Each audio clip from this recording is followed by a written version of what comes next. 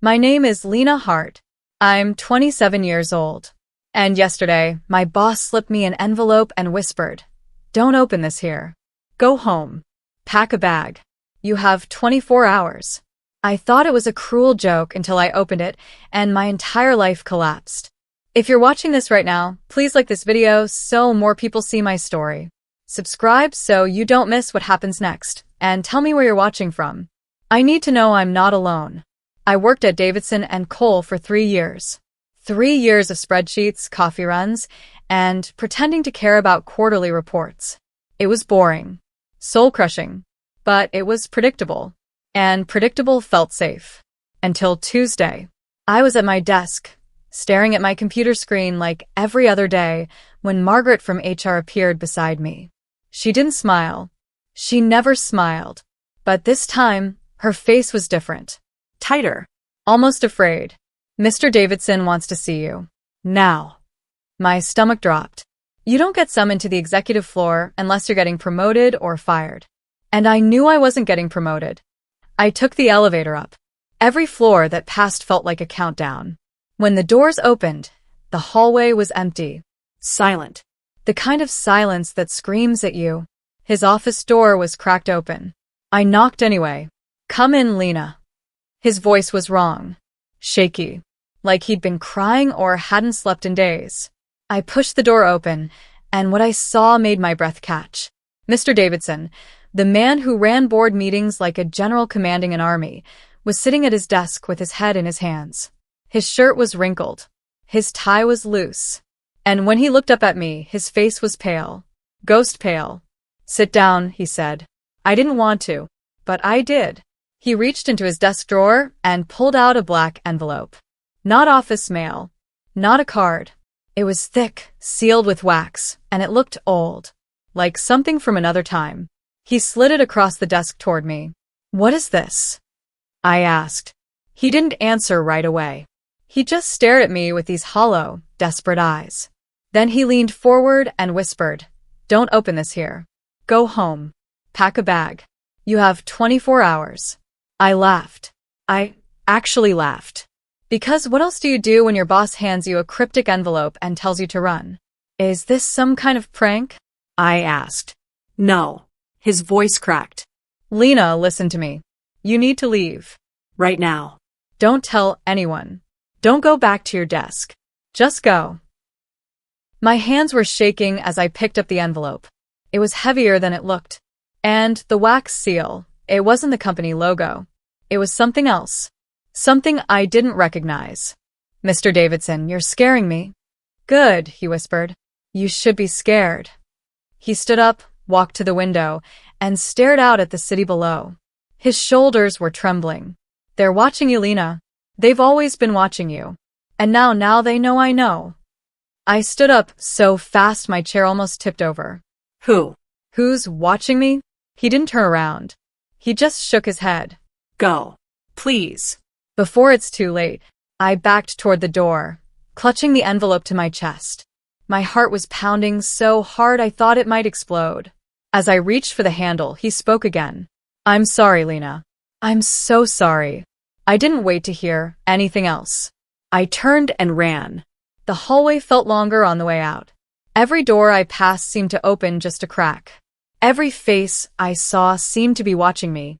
Coworkers I'd known for years suddenly looked like strangers. Their eyes followed me. Their whispers felt like knives. I didn't go back to my desk.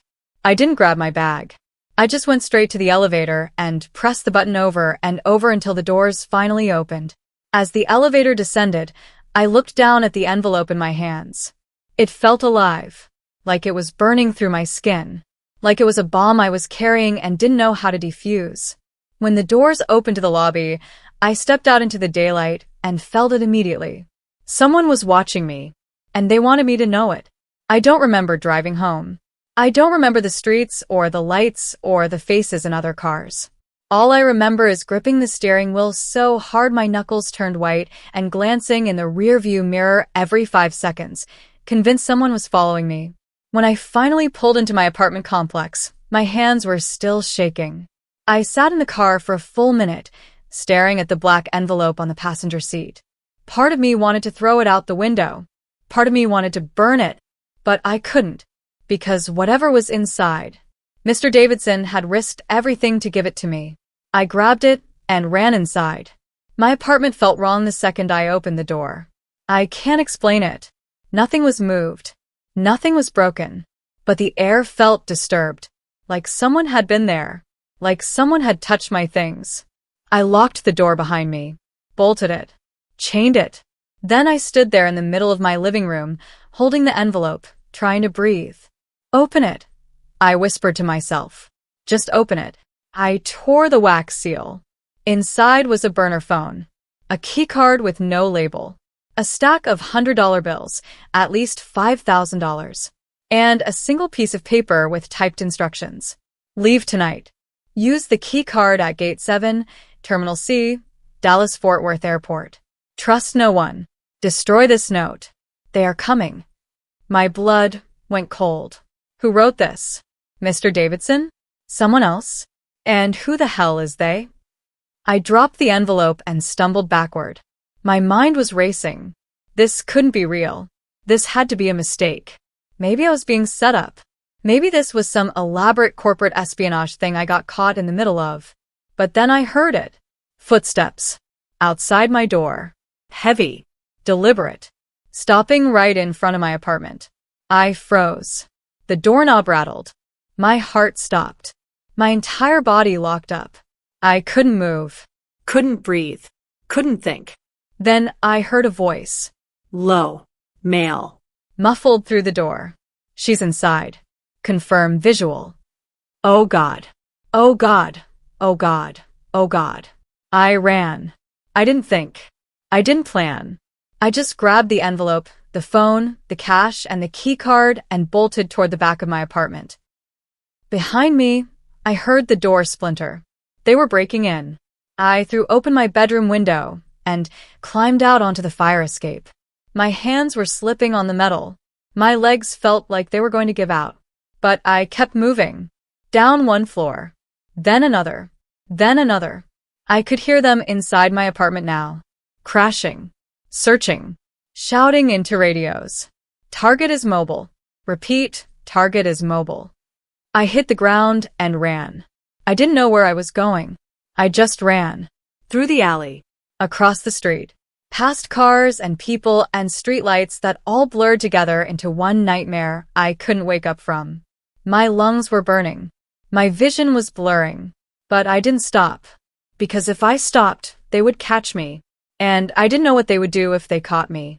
I ducked into a parking garage and crouched behind a concrete pillar, gasping for air. My whole body was shaking.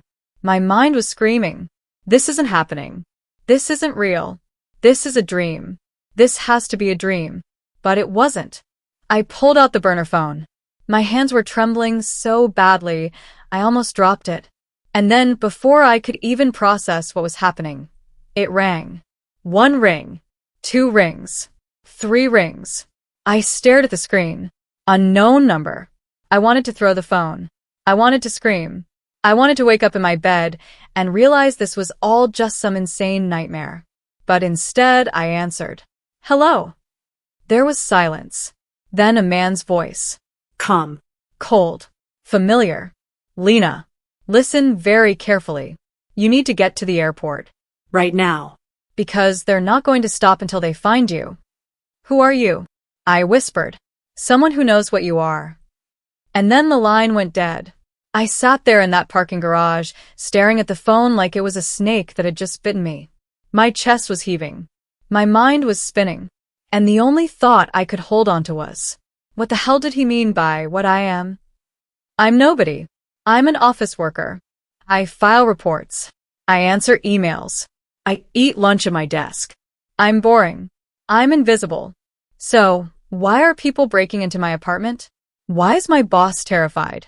And why does this stranger talk about me like I'm something other than human? The phone rang again. I answered immediately this time. Who are you?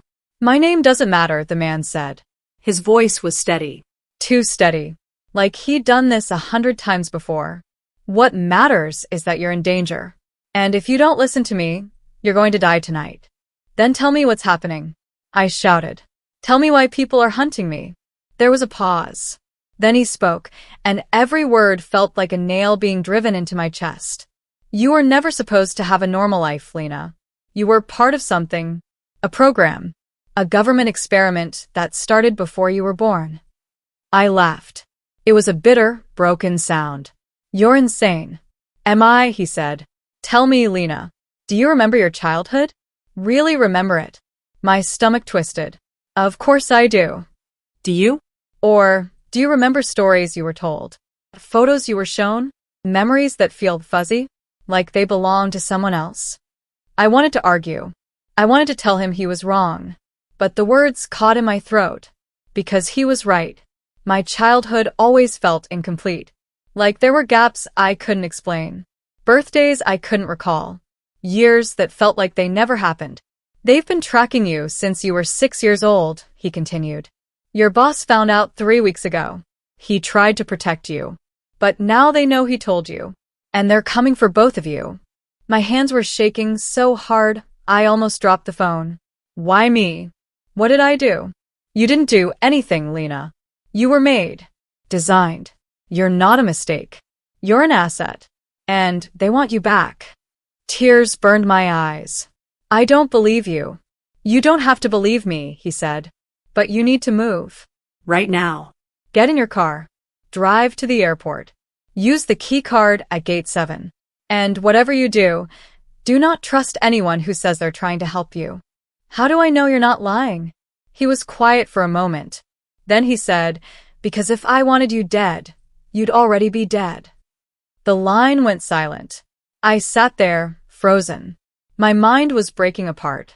Everything I thought I knew about my life, my job, my past, my identity, was unraveling like a thread pulled too hard. But I didn't have time to fall apart. I stood up, wiped my eyes, took a deep breath, and started walking toward my car. As I climbed inside and started the engine, I saw them. Black SUVs. 3 of them. Pulling into the parking garage. Slow. Methodical. Hunting. They hadn't seen me yet. But they would. I threw the car into reverse and slammed on the gas. Tires screeched. Headlights flashed in my rear view mirror. Voices shouted. I didn't look back. I drove. Fast. Reckless. Weaving through traffic like my life depended on it. Because it did. The airport was 20 minutes away. It felt like a lifetime. And the whole time, one thought screamed louder than anything else. If they made me, what am I? I abandoned my car in a short-term parking lot and ran. The key card was burning a hole in my pocket. My lungs were on fire. And every person I passed felt like a threat. Gate 7. Terminal C. That's all I had to focus on. The airport was crowded. Too crowded. Families. Business travelers. People living normal lives while mine was being torn apart at the seams. I kept my head down and moved fast, weaving through the crowds like a ghost. I was almost at security when I saw him. Mr. Davidson. He was standing near the ticket counters, scanning the crowd. And when his eyes locked onto mine, my heart stopped. For one brief, stupid second, I thought he was there to help me. That maybe he'd come to explain everything. To apologize. To tell me this was all a misunderstanding. But then I saw the men behind him. Suits. Earpieces. Government agents. At least 6 of them. His face twisted with something I couldn't read. Regret? Guilt? Fear? He raised his hand and pointed directly at me. I ran. Behind me, I heard shouting. Footsteps. Radios crackling. The entire terminal erupted into chaos. Stop. Federal agents. I didn't stop. I couldn't. I shoved past people, knocking over bags and strollers and coffee cups. Someone grabbed my arm, and I yanked free so hard I almost fell. My vision was blurring with tears and adrenaline and rage. He betrayed me. My boss, the man I trusted, had sold me out. I reached a restricted access door and slammed the key card against the reader. For one horrifying second, nothing happened. Then the light turned green, and the door clicked open. I threw myself inside and locked it behind me. The hallway was empty, dim, industrial. It looked like the kind of place passengers were never supposed to see. Concrete walls, flickering lights, the hum of machinery somewhere below. I kept running. Behind me, I heard them pounding on the door, shouting. But the key card had locked them out, at least for now. I found an elevator at the end of the hall. The panel had no buttons, just another card reader. I swiped the key card. The elevator doors opened. I stepped inside, and the moment the doors closed, the world fell silent. No shouting, no footsteps, just the low hum of the elevator descending. Down, down, down. My reflection stared back at me in the polished steel walls. I looked like a stranger.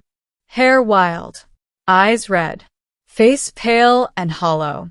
I didn't recognize myself anymore. The elevator slowed, stopped. The doors opened, and I stepped into a nightmare. The facility was underground, massive, cold. It looked like something out of a spy movie. Long corridors, fluorescent lights, and steel doors that hissed when they opened. But it was real. All of it. Real. I walked forward slowly, every instinct screaming at me to turn back. But I couldn't. I had to know. I had to understand what they'd done to me. The hallway opened into a control room. Rows of computers. Monitors covering every wall. And in the center of it all, a massive screen displaying a single word in bold letters. Project Phoenix. My breath caught. I stepped closer, and the screen flickered to life. Photos appeared. Dozens of them. Hundreds. All of me. Me as a child. Me at school. Me at birthday parties I didn't remember. Me at doctor's appointments I had no memory of. Me in hospital gowns. Me hooked up to machines. My stomach turned. What is this? I whispered. The screen changed. DNA charts. Medical records. Genetic sequences.